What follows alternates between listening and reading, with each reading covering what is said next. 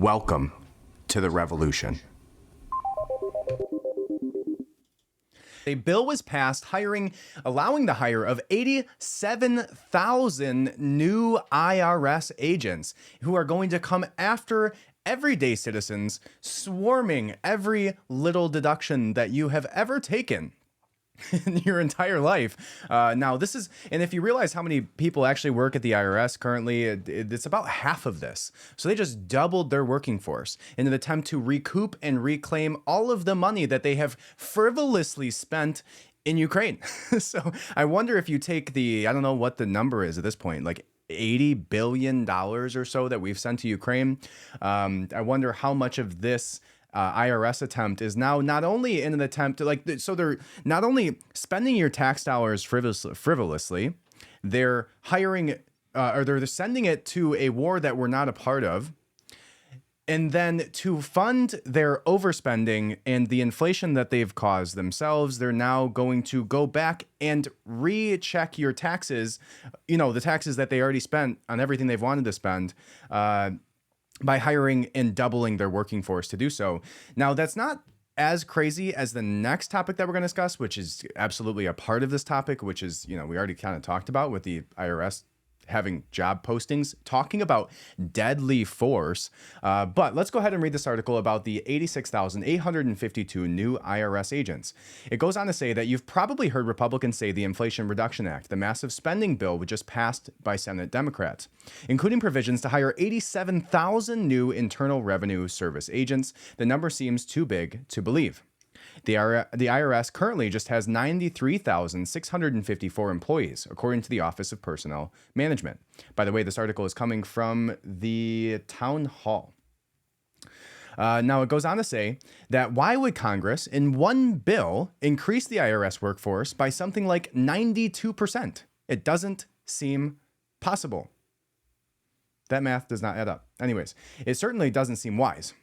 It's not wise, but it is possible, and that's why what 50 Senate Democrats, along with the tie-breaking Vice President Kamala Harris, I wish I could do a good impression of her laugh, did when they passed the Inflation Reduction Act, which gives roughly $80 billion to the IRS now and 2031. The name Inflation Reduction Act was a ruse to convince gullible voters that Democrats are actually doing something about inflation. If you were curious where this news article's bias lies, the bill itself is made of expensive climate measures plus prescription drug provisions, tax increases, and initiative to increase IRS enforcement.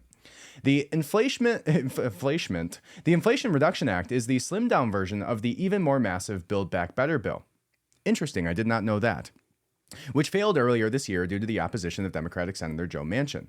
We know a lot about the IRS provisions of the new bill because the same provisions were in the Build Back Better plan, which the administration extensively promoted.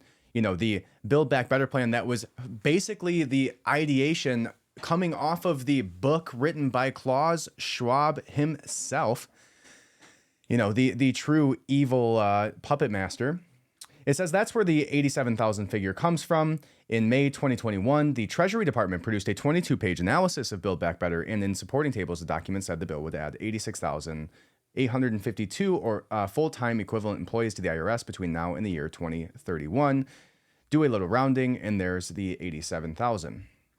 Interesting. So I had no idea that this was just a smaller ideation of the original Build Back Better plan. And if you don't know about that, I'm actually positive that whole idea of Build Back Better comes from the World Economic Forum.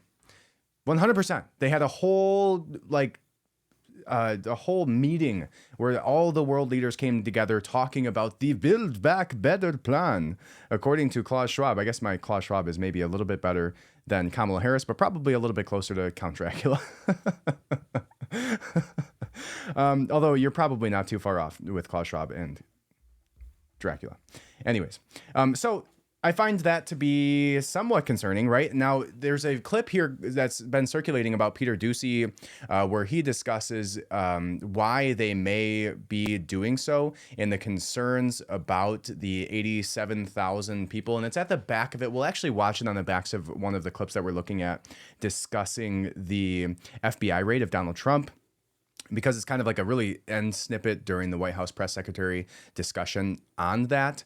But what she says is that they're only going to go after people who make more than $400,000 a year. And now this article actually talks about that, and that is what they consider to be upper class, not middle class. So they're going to be going after people who make more than $400,000 a year and nobody under that line.